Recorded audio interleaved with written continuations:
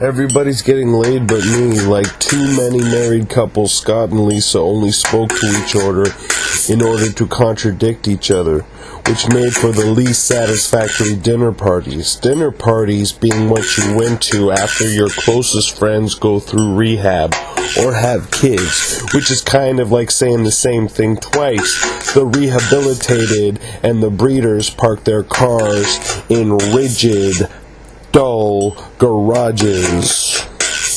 Scott and Lisa became too much.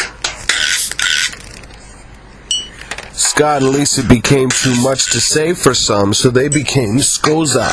Scoza's dinner parties dwindled down to just my wife and I and another couple, Tara and Travis. Tara worked as a caterer because her aunt owned a lot of favors, and Trav, as he insisted on being called, worked in public relations on the low end, meaning most of his clients were people that screwed up so bad you wonder why the companies just don't change their name and try again. Well, right before these people slip off the Union Carbide hat and put on the Proxair smock, they call Trav, who's made his life mantra, "It's a dirty job, but someone's gotta do it." I prefer Wesley Snipes' closing remarks in the first Blade movie, "Some motherfucker's always trying to skate uphill."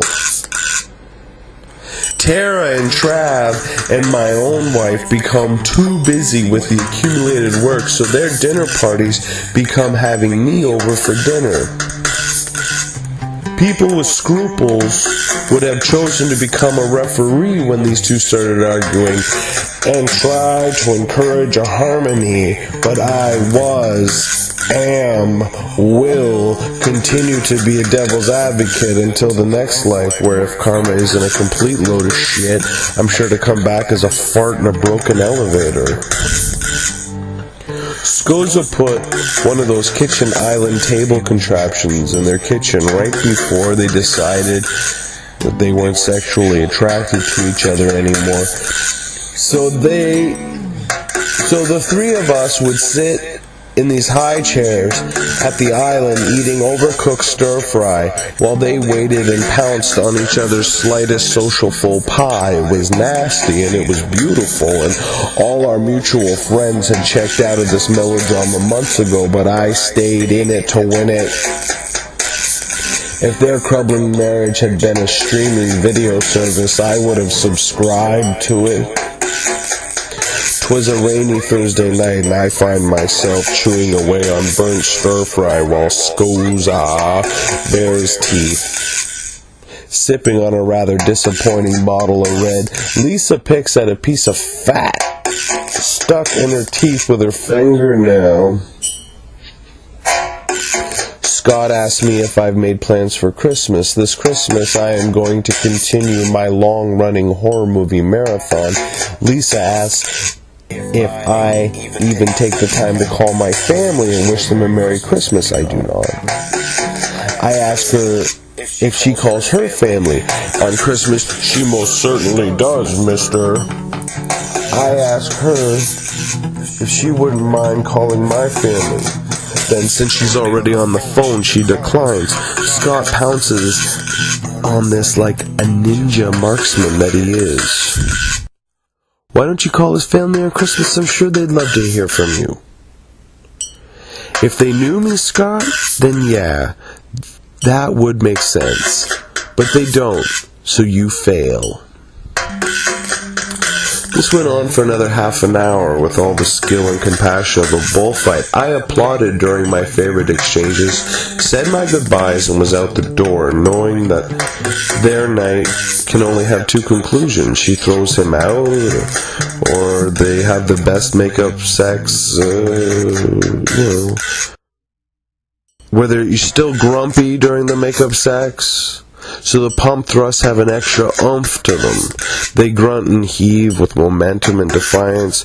May we all get to dip into the carnal delights of angry makeup sex. Viva la vehement! On my way home, I stop off at a little German pub to knock the disappointing wine and burnt stir-fry out of my pie hole. I'm sitting at a bar, I'm sipping stout, I'm flipping through the local paper when Lisa walks in, donning a sundress and a big goofy hat. What gives, Spaghetti Strap? Are you working as a part-time spy?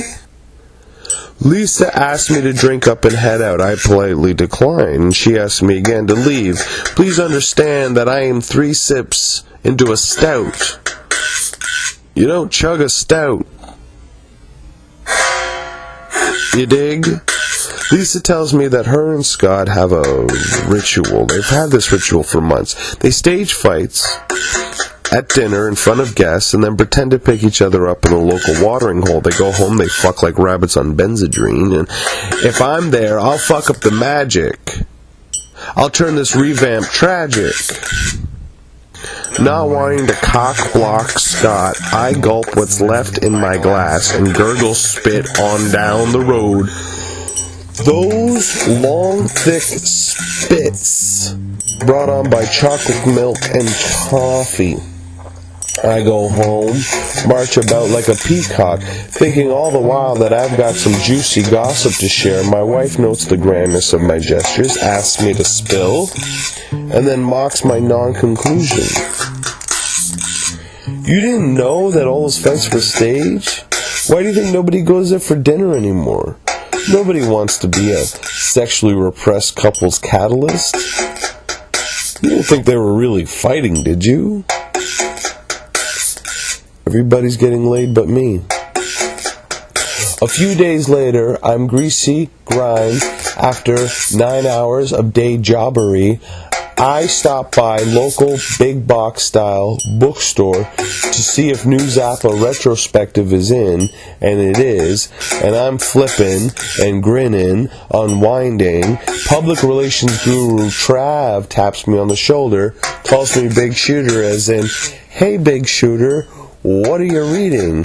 A defeated sigh escapes my lips and I hold up reading selection of Frank Zappa's visage spread across the cover. Trav says, "Who's that? Jim Croce?" Not even close, Trav. Croce couldn't cook Frank's coffee. I asked Trav why he stopped going to Scose's dinner soirees. Trav replies without a second of contemplation, "You didn't know that was all staged? You didn't think they were really fighting, did you? Everybody's getting laid but me." A week later, I receive a text from Scosa and invited to yet another helping of burnt stir-fry and dime store wine. I didn't mind the lousy food and the cheap booze before, when I thought that those two honest to God did not like each other. But knowing that I am just a prop in their weird sex act, I'm not gonna lie, I was a little pissed about it. I start to think that's why they burn the stir fry, in the hopes to get me out of the door quicker, and maybe that's why they chill this putrid port wine, so that I'll get out of the door quicker, and they can get to the sex. I say yes to dinner without even bothering to apologize for my wife who is not coming, and they know it. Like clockwork, dinner is served. Small talk is brisk, and Lisa winds up to attack Scott's vague point, and I stop her. I cock-block her fake hate. Scott is confused and asks me to explain myself, and I tell Scott, as I tell you now,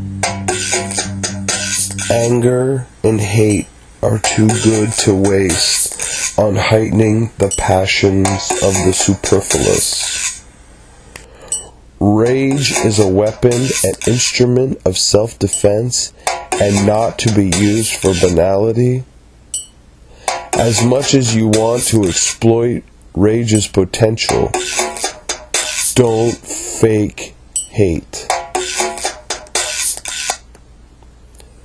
With that, I said goodnight to them and to you now.